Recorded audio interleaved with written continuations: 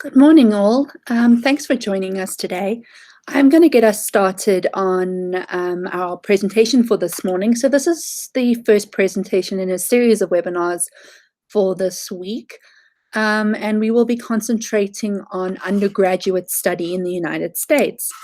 So this will be a general overview of what US higher education is involved with, but we'll also show you various aspects on how to research and find universities that would be of good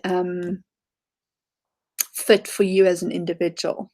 So as we get started, just a little bit more about who we are. So EducationUSA is a State Department supported program through the Bureau of Educational and Cultural Affairs. Most of us are located at either a US embassy or a consulate, much like I am here in Johannesburg, South Africa, or alternatively, it might be a binational center that we have a partnership with, so a host institution, a university, or so on and so forth, depending on what area of the world. But most centers within the continent of Africa will be based at a US embassy or a consulate. So to begin, and understanding kind of what the ethos of what EducationUSA does is to know that we are there to provide students, whether that be foreign students or Americans living abroad, with accurate, comprehensive, and current information about the US higher education system and the universities that are made up of that. Okay. So as we move along, some interesting statistics. Sorry for the echo that we have. Yeah. So just understanding a little bit further with regards to this is that we will have new numbers that will be released a little bit later today, which will show an increase in the number of international students from the sub-Saharan African area of the continent, and also an increase of students from the continent, from the country of South Africa. So we've just broken the 2,000 mark to let you know that we have about 2,040 South Africans currently studying in the United States. And hopefully I'll be able to share with you as the week goes some more statistics as to how that breakup is with regards to undergraduate students and graduates. But as of now, I'm just happy to see that we have about a 6.8% increase in students from South Africa studying in the United States. And that's still just a small margin of South Africans studying abroad. So just some good news and understanding that opportunities are out there for students. All right. So as we move along, to understand why the United States, so why would somebody choose the United States to study in? So the quality of facilities, the faculty, and the resources are considered the best in the world, or arguably considered the best in the world. The choice and flexibility you have to study in the United States is probably one of its hallmarks.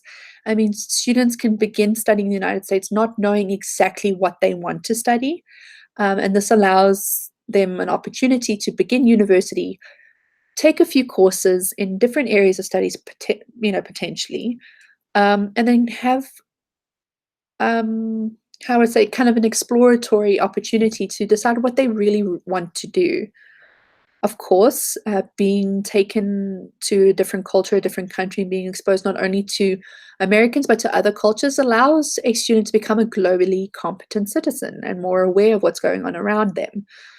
Further to this, international students are highly valued on US campuses because you give a perspective that is very, very important in a classroom to add that diversity and that opinion. How can a university say that it has a globally representative classroom or have globally representative viewpoints if they are not, or if they don't have representation from all over the world? Further to this and kind of building on what US higher education is about, to understand that US higher education doesn't have a central government authority monitoring it. So much like here in South Africa, where we have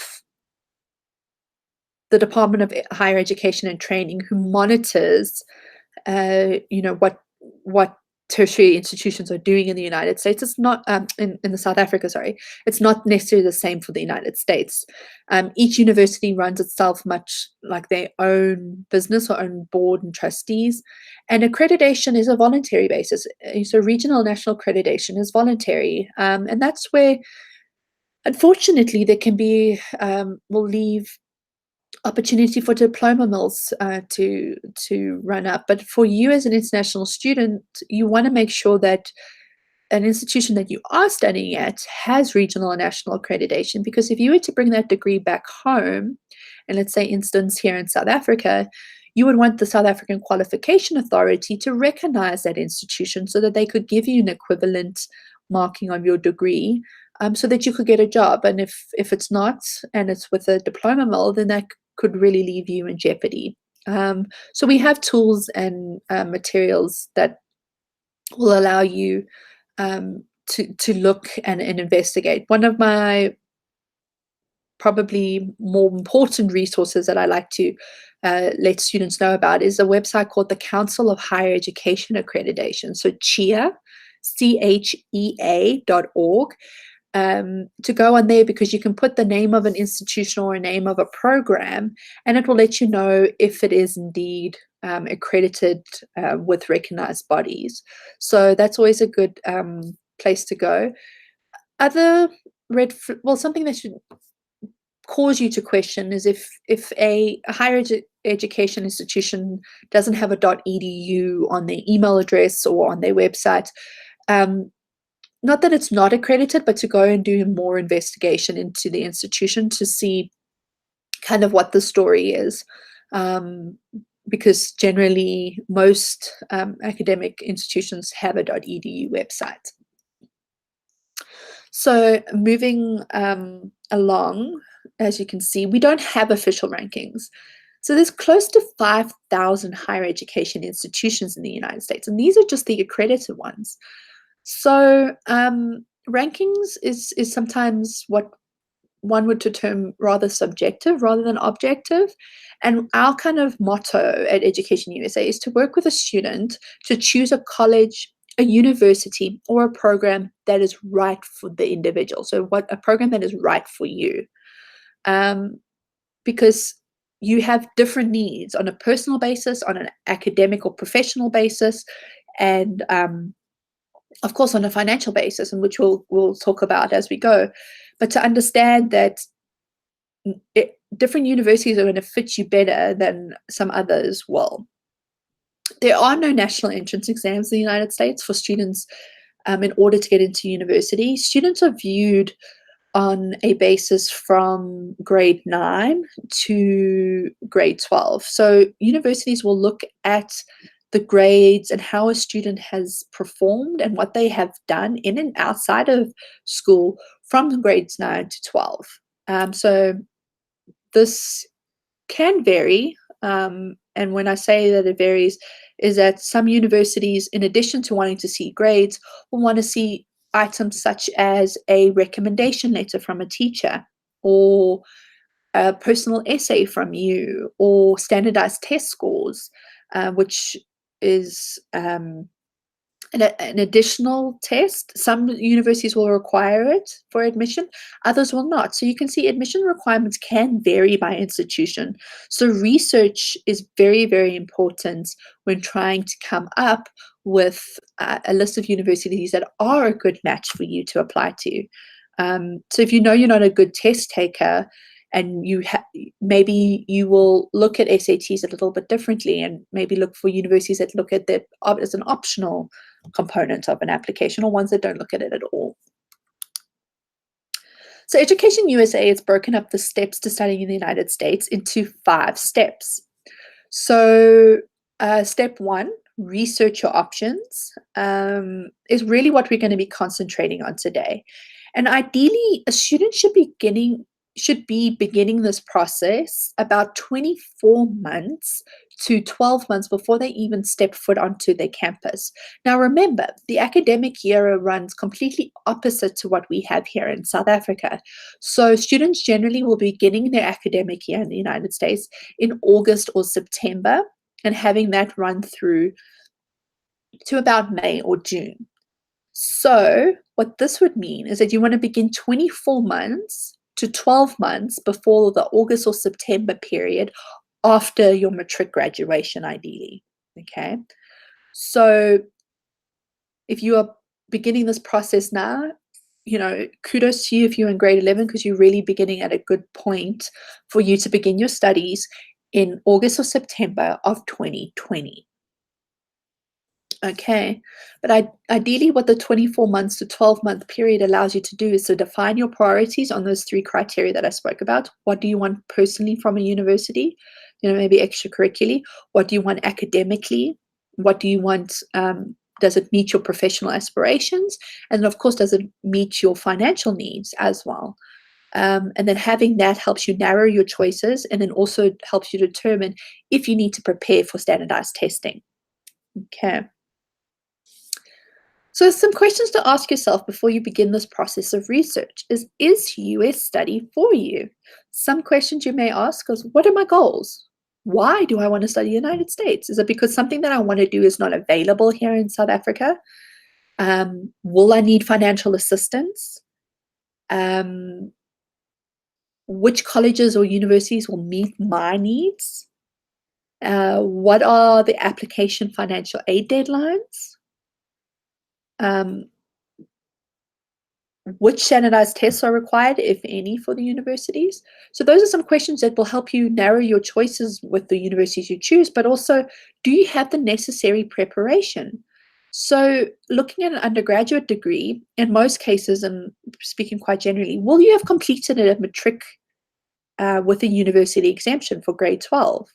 All right. Just because you don't qualify for university here means that you can qualify for university in the United States. No, you need to be able to show that you meet the same criteria for getting into university here at home as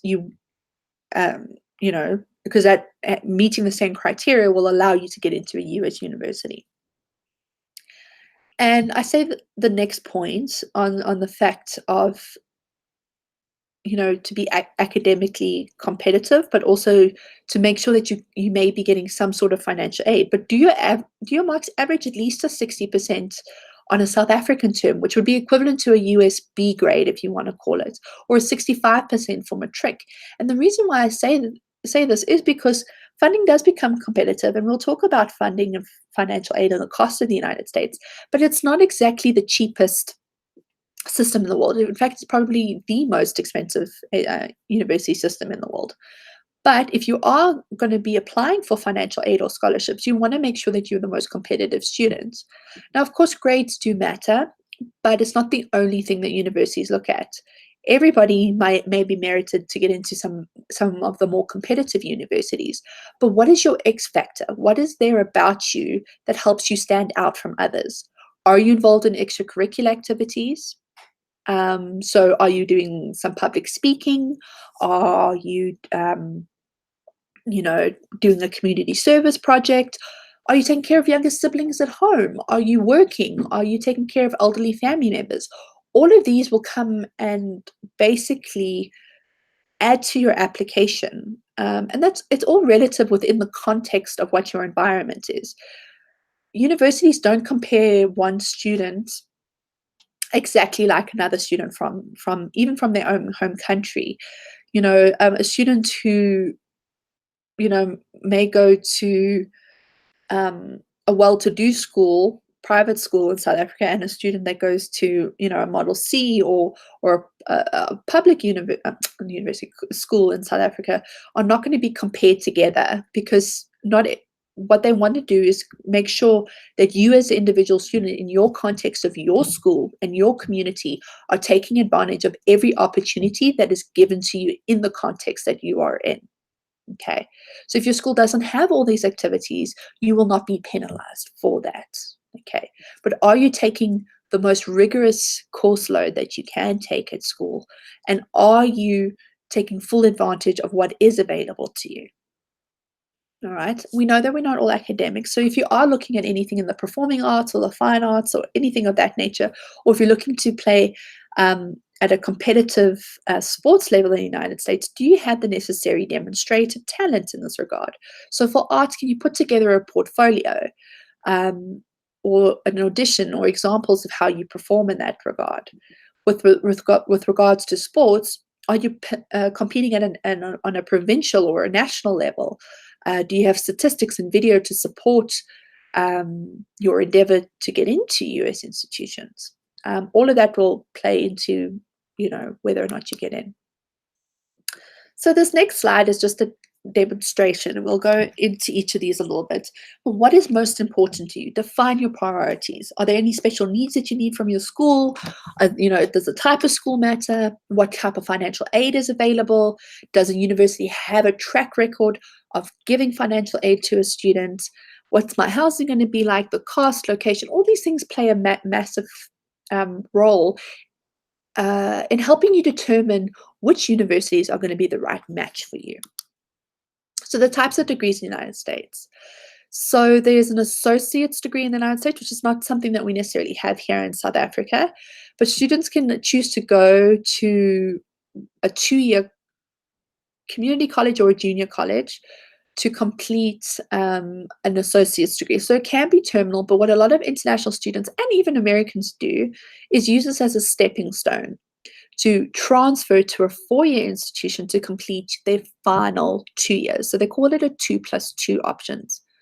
And why would a student choose a community college over a normal 4-year bachelor college in the United States? Various reasons. Often they are cheaper. The tuition is a lot less. So there are ways to cost save. Maybe they haven't done the best that they possibly could and they woke up a little bit late to where their grades should be.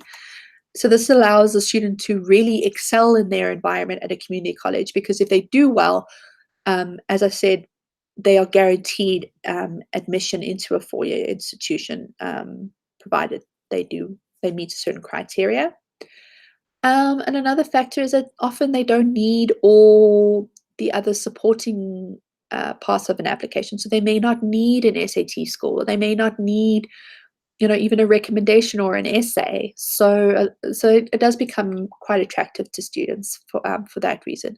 And some states are pushing it as a preferred option, much like California, to have students attend a community college before they transfer to a 4-year institution. Traditionally, bachelor's degrees in the United States take 4 years to complete, and on the next slide, I'll show you why. But these can be completed at colleges, 4-year colleges, universities, or specialized institutions. So that could be like a science institution, like a Institute of Technology, like MIT, Georgia Tech, so on and so forth, or an art institution like Cal Arts, and so on and so forth. But the point is about 4-year institutions that they can be highly flexible with a wide variety of courses. Okay, and this is why. The first 2 years are broken up in such a manner. Your first 2 years of your bachelor's degree is generally going to be in general education, general courses in the liberal arts and sciences. So you'll see that I note that many students choose to complete these requirements at a community college and then transfer to a 4-year college or university. So what universities highly value is someone who has critical thinking skills, that can think outside the box, that can basically assimilate and work with various different types of people. But it also allows students to have an opportunity, as I said before, to explore different areas of the study. And then by the end of their second year, make a final decision on what their specialized field will be, what their academic major will be. All right. So my first 2 years, and I was an international business major, my first 2 years, I did a lot of courses that people would say, well, what does that have anything to do with international business? So I took math with applications. I took an environmental science course. I took, international politics. I took college English. I took reading for humanities. I even took a swimming for fitness class for one credit. I took sociology of race relations. All these courses helped me determine what I wanted to do and where my interests lied. So when I finalized my final 2 years of my international business major, that is why I concentrated in management with more of a HR or industrial psychology focus.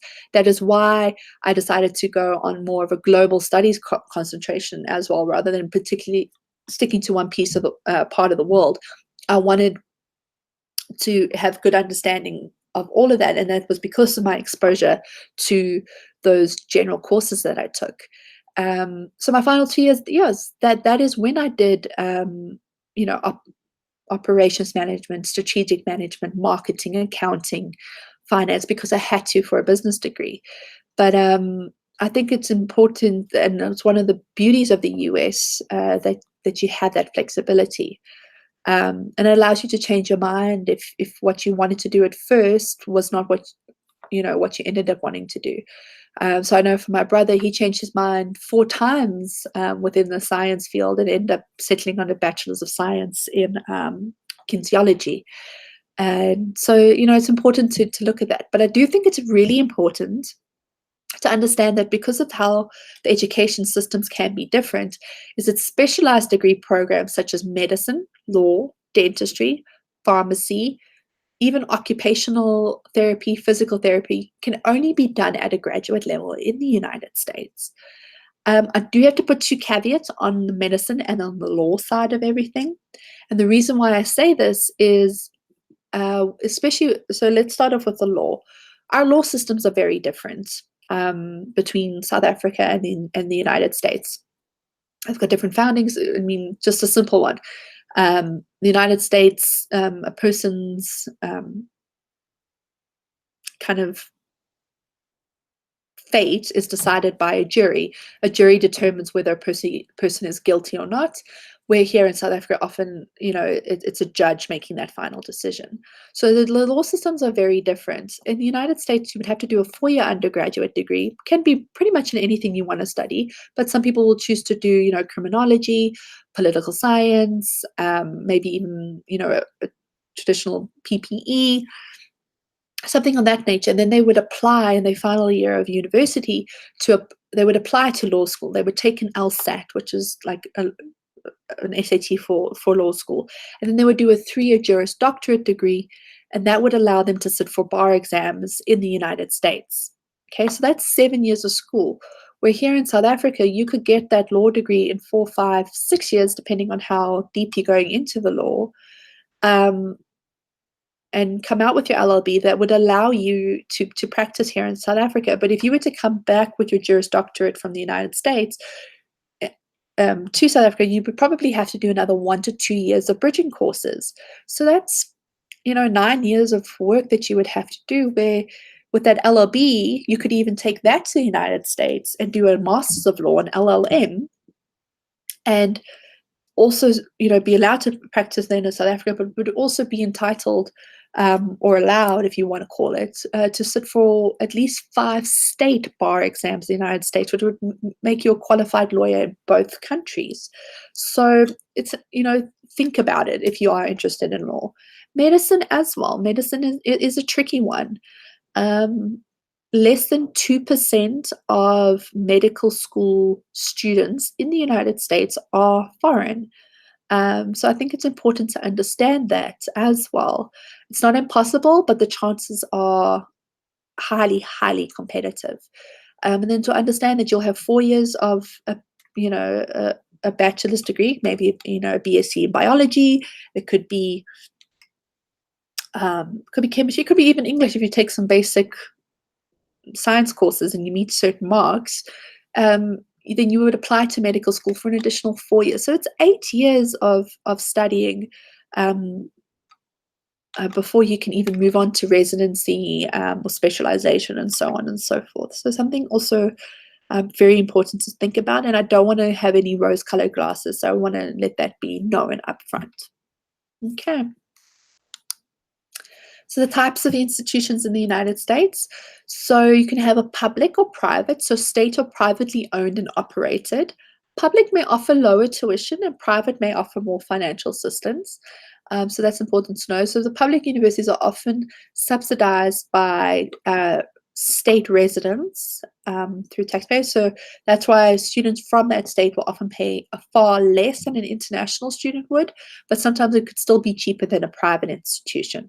So private institutions traditionally can be quite a bit more expensive, but on a whole, they tend to offer more financial aid and scholarships to international students. On the other side of it, there are other types of institutions, not just on the public-private end, but as I said before, ones that focus on the sciences or the arts. Some institutions could have been founded on,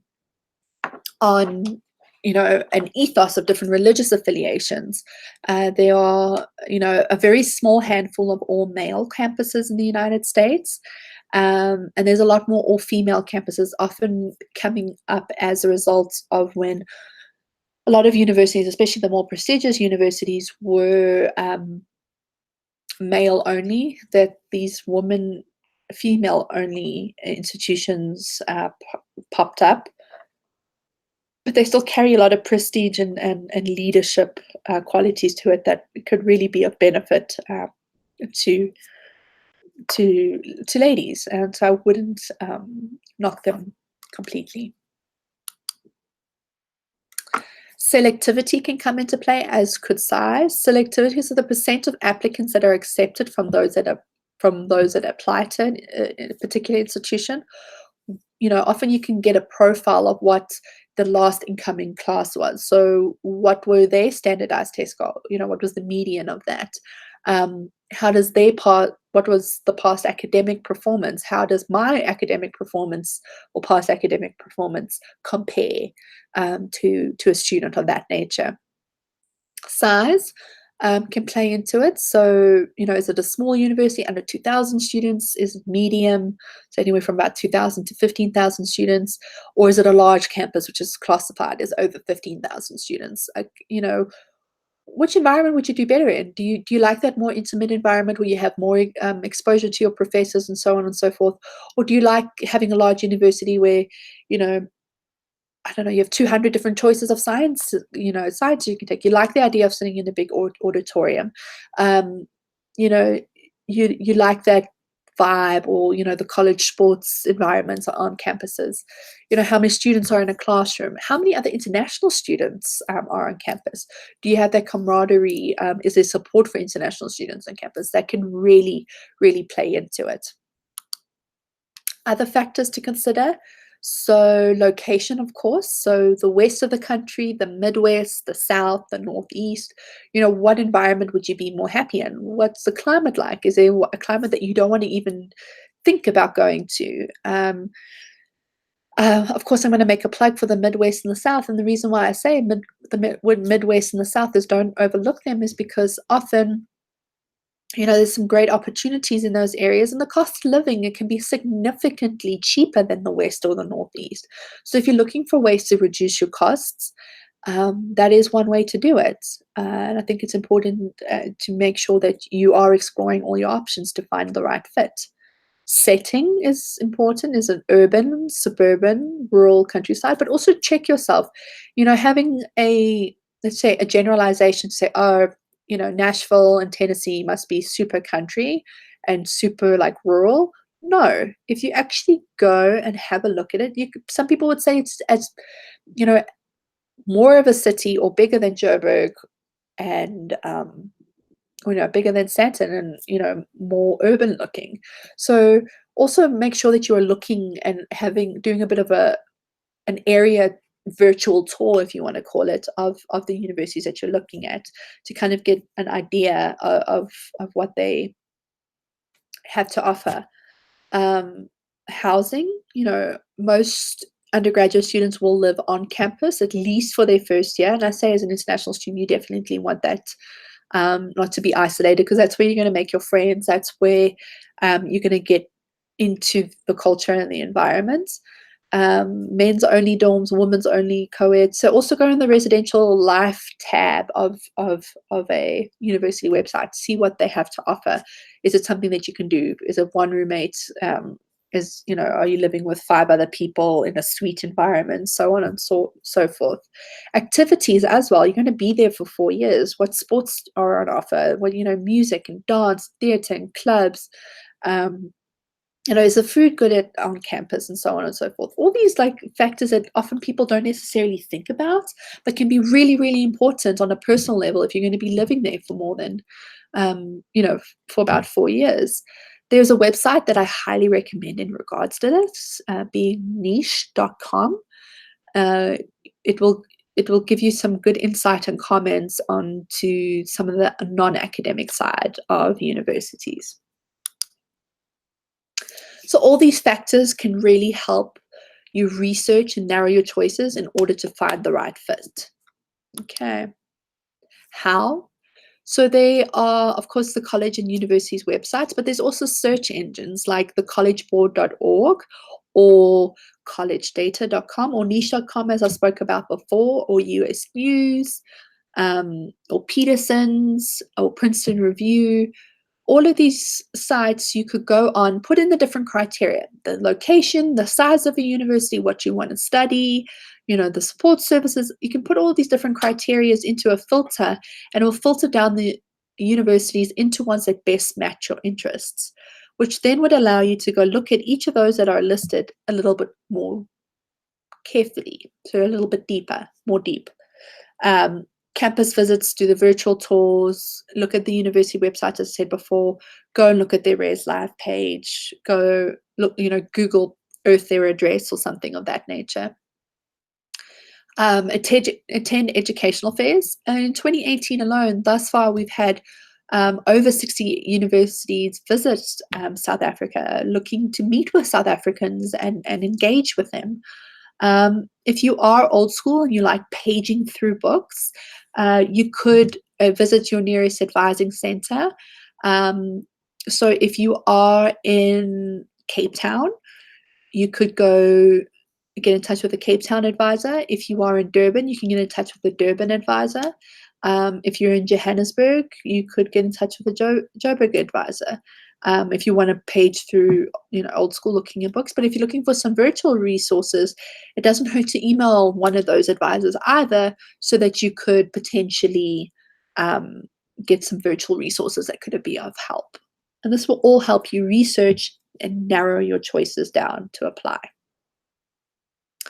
So you've researched, you know which universities you need to apply to, but now you've determined that, okay, yes, I do need to take some standardized testing. What types of standardized testing are there?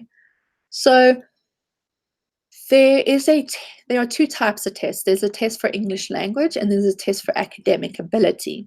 The English language test, thankfully, because English is an official language of South Africa, or in most cases, you potentially maybe you go to an English medium school, you can ask to have the English language component waived, which means that you will not have to take an additional test in this, because you are either doing well in English at school, it is your native language, and so on and so forth, or you've tested very well on the academic test, on the verbal side of the academic ability test. But if you are to take, if you are required to take an English language test, there are a few options that you could look at. So there's test of English as a foreign language, also known as the TOEFL. Okay, you'll see acronyms are very, very popular. There's the International English Language Testing System, the IELTS. And I would say the TOEFL and the IELTS are the 2 most widely accepted of the tests. Further to that, you could also take Pearson Test of English. That's another test that is available. It's not as widely as accepted. And there's also a free test that is gradually becoming more and more popular on Duolingo. So, from a financial constraints point of view, and if you had to take this test, that is something to look at, the Duolingo English test. And speak to your university if they will accept your scores from that test. Because the TOEFL and the IELTS can run you a few $1,000s to take. a few thousand rands to take, about $200. Okay. Academic ability. Sometimes this is the one that you can't necessarily get away from. But generally what the universities are wanting to do this is to determine what your college readiness is. So there are two tests that they would use interchangeably, the SAT reasoning test or the ACT. So SAT stands for the standardized academic test, or scholastic aptitude test, scholastic aptitude test, and the ACT is the academic college test. Okay. So those are what the acronyms stand for. But essentially what both of these tests are looking to do is test you on your verbal reasoning, so your comprehension of texts that you're reading and answering multiple choice questions in regards to that, as well as your mathematical abilities or quantitative abilities. It will be testing that on a multiple choice and grid-in basis. I will talk more extensively on preparing for these tests on Friday morning at 10 a.m. So if you want to join us then, I would highly recommend it. But basically what would happen with these tests is all registration for them is done online. So for the SAT, you would go to sat.collegeboard.org.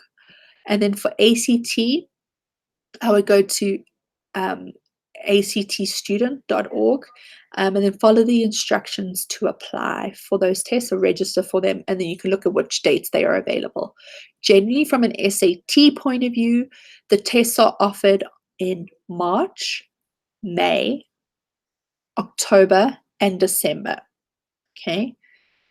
First Saturdays of the month in most cases. The ACT has switched onto an online platform. So the SAT is still paper-based, but the ACT, as of September 2018, has moved to an online platform. So you could register to take that test, and the months that would allow for that are September, October, December, April, and June. So you got 5 options from the ACT point of view.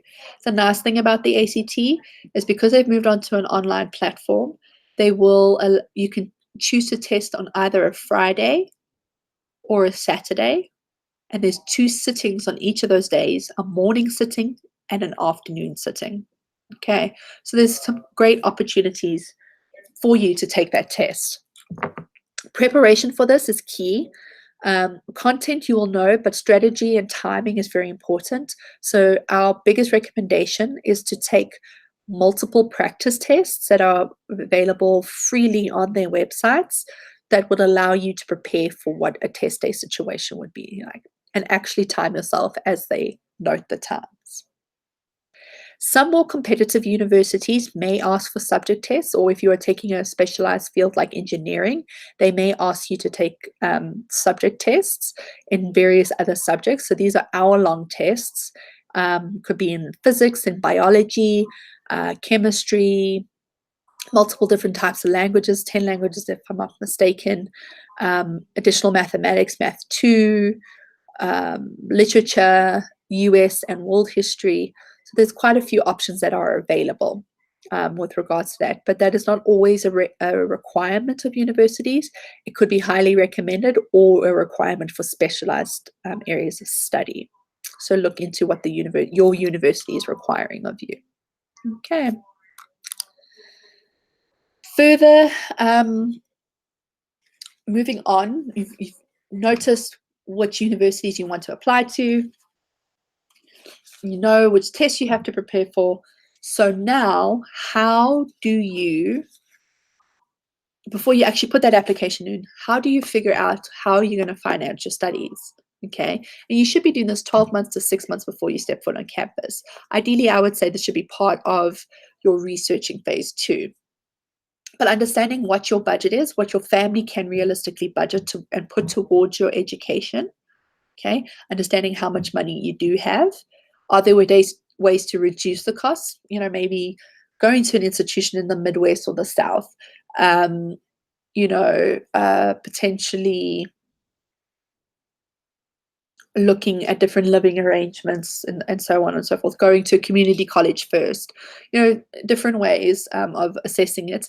And then looking at a university, okay, here's my budget. Do they have financial aid? Can that financial aid meet what gap I have? So applying for the financial aid and the scholarships that the university would have that is applicable to international students. Because most universities will have financial aid policies that are different for both. So they'll have one for domestic US citizens and permanent residents, and then they'll have one that is specific to international students. So cost. It's important when you're looking at the cost to understand that there's a lot more involved than just tuition and fees. That often when you're looking at covering the universities and the costs, that you must look at living costs too. Because in order to get your visa, which we'll get to, you do need to show that you can cover your total cost of attendance. So not just the tuition and fees, but your living costs. And your living costs can include room and board, your books and supplies, transportation, personal expenses, and even health insurance. What I would say, the cheapest institution I have seen is probably about $12,000 to $13,000. Being a community college in Kansas, and then some of the most expensive institutions are over $80,000 a year. So when you put that into a rand equivalent, it can be quite daunting on you. But just to understand that number, and then does that university have ways of offering you financial aid to reduce those costs even further? So some things to think about from a financial aid point of view. So before you apply, so you can apply for merit-based financial aid. So this is scholarship money that would be given to students on academic achievements, high test scores, special talents in the music and the arts, athletic abilities or leadership potential, or other personal characteristics. Maybe you're a woman going into STEM. Maybe you are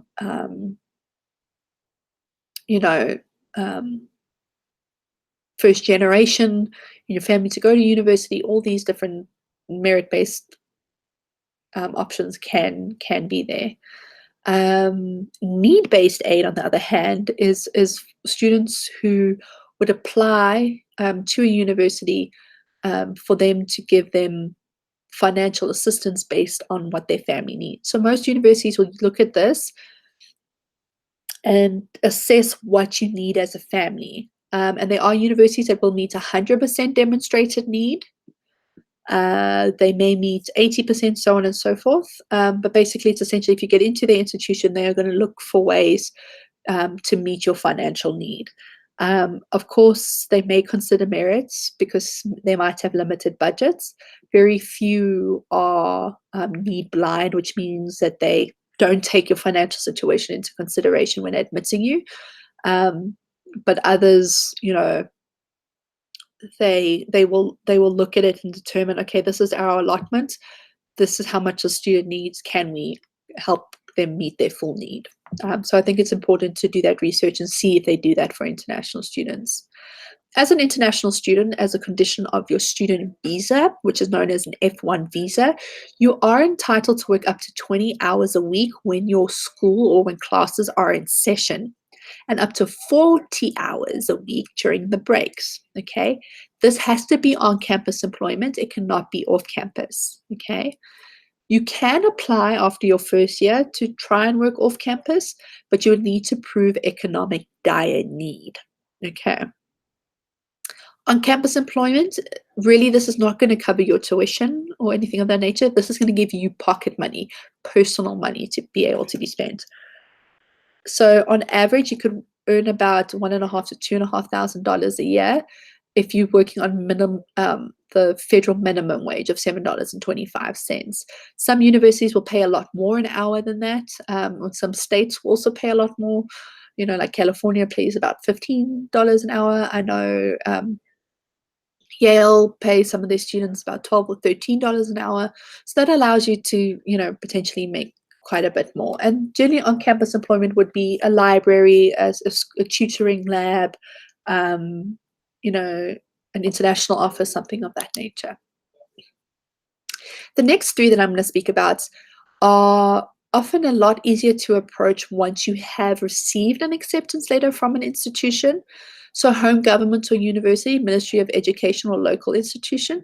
So, from a South African point of view, this is not always the easiest to do, but I have seen some of our students receive funding from the likes of the National Arts Council if they're going into anything like the arts. Um, so that's something that to keep in mind, but you would have to have proof of acceptance and tangible evidence of exactly how much you need. Unfortunately, in an undergraduate level, we do not have anything for undergraduates at this stage. We have our Fulbright scholarship, but that is only available to master's and PhD level students. Okay. Private sponsors such as corporations or organizations in South Africa or in the United States are a little bit easier to approach once again you have a acceptance letter and can show them a tangible amount of what you need covered. And I sometimes think that this is easier to approach them for smaller amounts, add collect smaller amounts to make up a large amount if need be. But really, you shouldn't be applying. Most of your funding is going to come either from family or directly from a university. And if a university does not meet your needs, and being on those three criteria, both personal, academic, and financial, if it does not meet your financial needs, then honestly, don't put your time and investment into applying to it.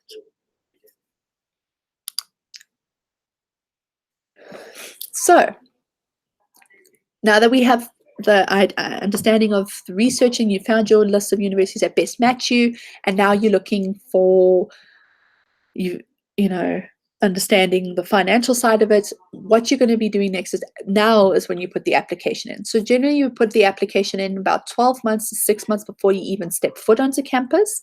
So understanding the admissions requirements for each of the individual universities, gathering your educational credentials, so your grade reports from from grade 9 through 12. Okay. Generally, when you apply, you will not have your matric results. If you are in matric the year that you apply, you will not have your matric results available to you. And that's okay. You would apply, and your school counselor will send your reports at a later stage. You're taking your standardized test scores, submitting those scores are important. But my two favorite parts of an application are requesting recommendation letters from your teachers, not from your friend down the street or your auntie. You need academic references. And so these have to come, so you'll be asked for about 2 to 3 recommendations. You need to have a counselor. Now, your counselor is going to be a person that's going to upload your grade reports for you from your school. They're going to talk about what your school profile is, and let universities know that, so that universities understand your context, as I spoke about before. So you'll have a counselor, but in addition to your counselor who does all this administrative stuff for you, you will also have 2 teacher recommendations. And ideally, these should be from core subjects or subjects that you hope to go into. So I'm talking about mathematics and English and, physical or life sciences, or, a history, geography, a social science of that nature.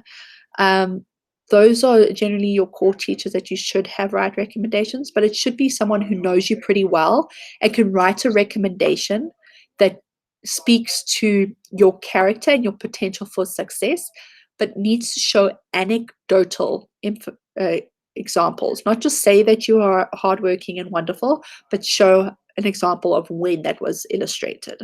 So it's a lot more in depth than just, yes, I know you, you've been my student for a couple of years. So think carefully about who you want to have that, and you need to cultivate that early. So towards the beginning of your matric year, sit with with your chosen recommenders, ask them if they will do it, but give them some tips and advice as to how this should be done, and kind of letting them know what is expected of a recommendation letter. Also, probably my most favorite part of an application is your personal statements. So being able to write or show universities a little bit more about yourself than they can't get from the rest of the application. So a little bit more in depth. It's not a biography. It's not you telling them about an experience.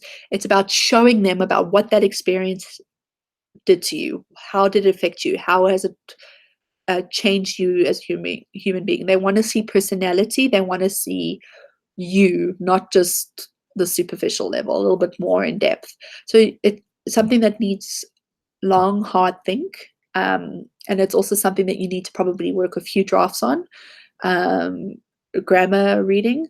Have maybe one or two people read it that have an understanding of what a college essay should look like. It's not going to be like a normal school essay. It's very different. But also be mindful not to have too many people look at it because you don't want to lose your individual voice. Okay. Personal recommendation on the personal statement side. If you want to follow someone who I think gives great advice for personal statements, is to look at the college essay guy. If you Google him, Ethan Sawyer, he gives some great tips and exercises to help you think outside the box before you start putting pen to paper. Steps 4 and 5. I don't want to get too caught up on this because it's something that is not important until you've been accepted to university, but I think it's important to understand where it falls in the process. But you cannot apply for a student visa until you've been accepted by a US university. I kind of think of it like a marriage. You know, you're feeling out a few people, being the universities, kind of like, I'm liking you. Your application is kind of you giving a sign to them like, oh, I like you, to multiple people. And then you get an answer back maybe from a few of them that say, oh, I like you too. And you need to do the more righteous thing of picking one person, so one university in this instance, to go to. And once you have chosen that one person, you say yes to that person and say thanks, but no thanks to the others, the other universities. Then once you've said yes to that one university, they prepare a document, your SEVIS document, or also what's also known as your I-20 document. I kind of think of this as your marriage contract, if you want to call it, because this document will allow you to pay your fee online because of a number that's available on it, your SEVIS number, and also allow you to apply for your visa and schedule your interview with one of the consular sections. So here, one of the consular offices in Cape Town, Durban, or Johannesburg. Of course, you've been accepted, you need to prepare to go. So each of the consulates hold a pre-departure briefing in the July period that basically has students who are preparing to go over. So it's a finger lunch snack time, afternoon, sometimes a full day, where you come and talk about preparing to go, understanding taxes and licenses and banking and mobile phones and laws and a whole bunch of other things. But the great thing is we have former and current students come and talk about their experiences, so you can get some hands-on real-time feedback and advice. Okay, so keep a lookout on our Facebook page for that. So putting in a perspective, so this would work ideally for someone who is currently in grade 11 thinking about applying to the United States next year, but something to think about as you begin 2019 on kind of what your year should start looking like. But between the January and the August period, you really should start researching your institutions, admission requirements and deadlines, cultivating your recommendation or your recommenders, trying to register for your first SAT in March or May, or your first ACT in April or June. Okay, if you are in grade 11 now, you could look to start practicing this and doing a mock test. If it was early in November, I would have said register for the December test, but that date has already passed. Okay. Between September and November is when you would request your transcripts or your grade reports and your recommendation letters. Ideally, these should be done and ready to go in the September to November period. Write and rewrite your essays. Register for and retake required tests where needed. Engage with selected universities, international and international admissions officers. especially when universities come to visit South Africa. So many of them will come in the May or the September period. So look out on our Facebook page for event details, or just email us if you want to get on a distro list, especially for Johannesburg events. But generally, we put all events up on our Facebook page. Between December and February is when you would be submitting applications for admission and financial aid, and that will depend on each university. Their deadlines can vary. Often, if you're going to go into anything in the arts, most of your deadlines will be December 1st, or if you're applying to the California-based schools, December 1st tends to be the deadline. Generally, though, across the United States, most deadlines will be 1st of January, with a few others having January 15th or February 1st deadlines. Okay. Some institutions, however, will accept rolling admissions. A lot of community colleges do this, which means that they will make an assessment on your application at such time as they get it or receive it, and they will make a decision within a few weeks of receiving it as to whether they will accept you for the next incoming intake. So whether that be, August or September. You could apply for early decisional action. Now, so what a student would do in this case is that they could apply by the 1st of November and find out by mid-December generally if they've been accepted into an institution for the following August or September. From a South African timeline point of view, this is amazing because you know if you've got it accepted or not, and that means you don't have to start at a South African university if you don't want to. Okay. The reason why there's decision and action is that they have two different criteria to it. Early decision is a binding decision, which means if you, on the basis of you applying early, you've chosen this as your top school. If you get in, you must withdraw your applications from any other institution. You may not apply a regular decision to any other institution because you will sign an agreement that if you get into that university, you will go to that university, regardless of what is on offer. The only time generally you can get out of that is because of financial reasons. Maybe they don't give you the funding you need. Early action, on the other hand, same thing. You apply early, you find out mid-December, but you don't have to accept their offer until May 1st in most cases. So what that would allow you to do is, okay, you've got the happiness of knowing you got into an institution early, but it allows you to put a few more applications out for regular decision, for let's say a January 1st deadline, and then you can receive those notifications in March and make a decision by the 1st of May as to what university you want to go to. So I've been talking about March and May, so this is why. Traditionally, if you're applying by the 1st of January, you would only receive your letters of acceptance and rejection by the middle to late March. That's when you will receive notifications. You must respond to all that accept you, saying yes to one and thanks but no thanks to others, because some people do get put on wait lists and it's important for them to have that information so they can send those notifications out early. Once you've said yes, it also allows the university you've said yes to prepare your I-20, your service document, also known as your certificate of eligibility for non-immigrant student status. Once you have that document, you can apply for your visa. You can receive your visa. Visa appointments do take a few weeks to make, so it's important that you keep an eye on that. You are allowed to apply for a visa as much as 4 months before you start on campus, so that's important. But generally, once you've got your interview, you should receive your visa within a few days of that, between 2 and 3 days is my understanding. Organize your last-minute finances, arrange travel, housing, and medical insurance, attend a pre-departure briefing if possible, and depart. Okay, so some people say, but South African universities start in the February, what happens then? So my recommendation is that you apply you never put all your eggs into one basket. So you shouldn't necessarily be applying to all US universities. You should vary those as well. Don't apply to all top universities.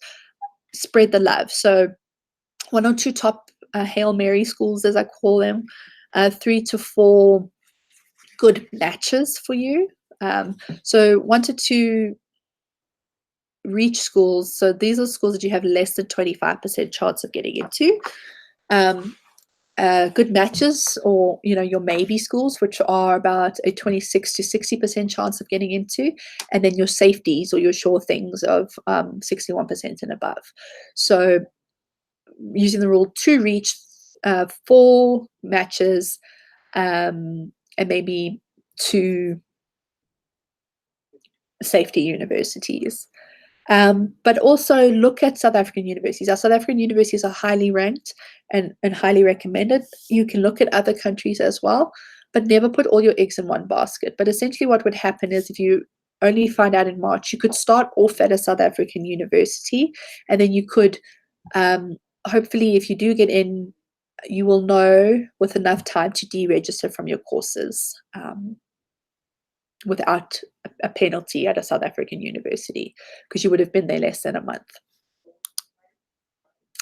So what must I do now? So if you are in Cape Town or Durban, I would highly recommend that you email the advisors there to get to learn a little bit more about membership, because once you are accepted, you could schedule a meeting with an advisor, but you must bring your research and have understanding of what you need, because we don't know your personal ones. So it's important for you to come with suggestions and a list, and then we can make further suggestions. Johannesburg, on the other hand, is going through a period of transition, and they will not be an advisor from early December for an unknown period. So you can attend general sessions at the consulate, or you can email the general email box, which we'll get to a little bit later, in order to have general questions asked, but no individual consultations, unfortunately, can be accommodated during this period. Okay, but hopefully the series of webinars that we are doing this week will answer a lot of unanswered questions for you on the various topics of US applications. What I would say is look out for fairs and visits from various universities on our social media, and we'll get to the websites now. But our general website is educationusa.state.gov. I don't know why I cut off there. So you can go there. We have copies of the webinars that we do on a global basis there, not just the South African context that I'm doing. There's a lot of steps and advice that you can see there, and you can find contact information for advising centers too. On social media, you can find us on Facebook, so the global page, EducationUSA, or the South African local one is EducationUSA in SA. There's Twitter, EducationUSA in SA, and then the global site, EducationUSA Updates. Our YouTube channel, from a global point of view, EducationUSA, is also very good. We have started an Instagram account with EducationUSA in SA, so that's important to go and have a look at too, so that you can get some. We're trying to catch up with the times, if you want to call it. And then, of course, you've found our local EducationUSA South Africa YouTube page as you are watching this presentation. So I'm going to open it up to questions. I haven't seen any questions come through on our live feed. So I think I'm going to leave it at that. But you are always free, if after this presentation you have any questions that you would like to ask us. You can see the 3 email addresses below to reach out to. So educationusajhb@state.gov, Cape Town, educationusact@state.gov, and our advisor in Cape Town is Alice King. In Durban, you can reach out to educationusadbn@state.gov to our advisor, Susan Knowles there. Okay, so thank you for joining me today for our undergraduate overview. I appreciate the time that you've taken to listen to this, and look out for the Open Doors statistics release in celebration of International Education Week. So happy International Education Week. We love this week. It's important to have all of us know more about each other and be more united globe. And yeah, thanks. Have a great day. Bye.